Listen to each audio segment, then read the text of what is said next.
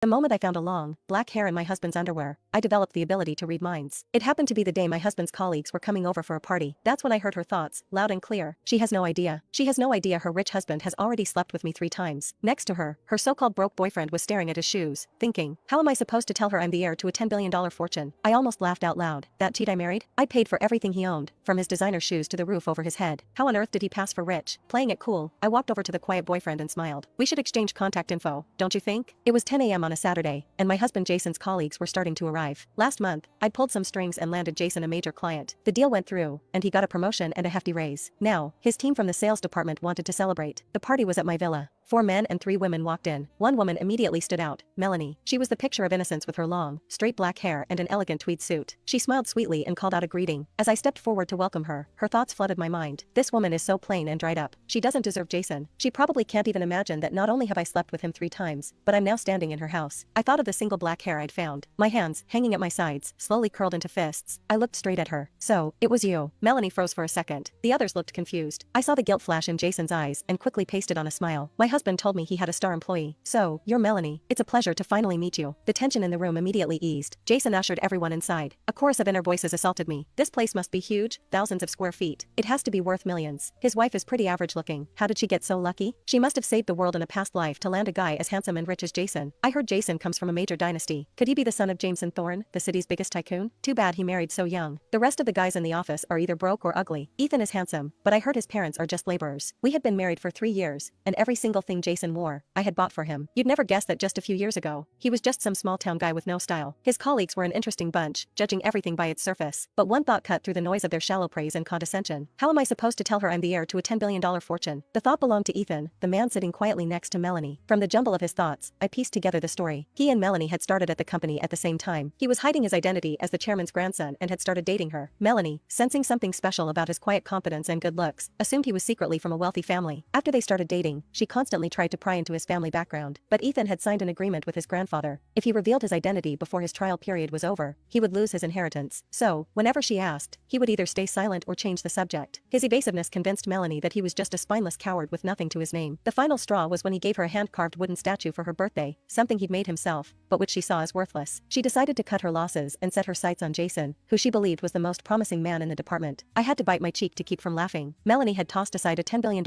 heir for a fake, a man who was rich only in my bank account. I asked Jason to go pick up the catering we'd ordered. All 3 women shot up from the couch at once, but Melanie, with a perfectly crafted smile, waved the other 2 down. I'm the newest here, and the youngest. You're all my seniors. Please, let me go. The other 2 women exchanged awkward glances.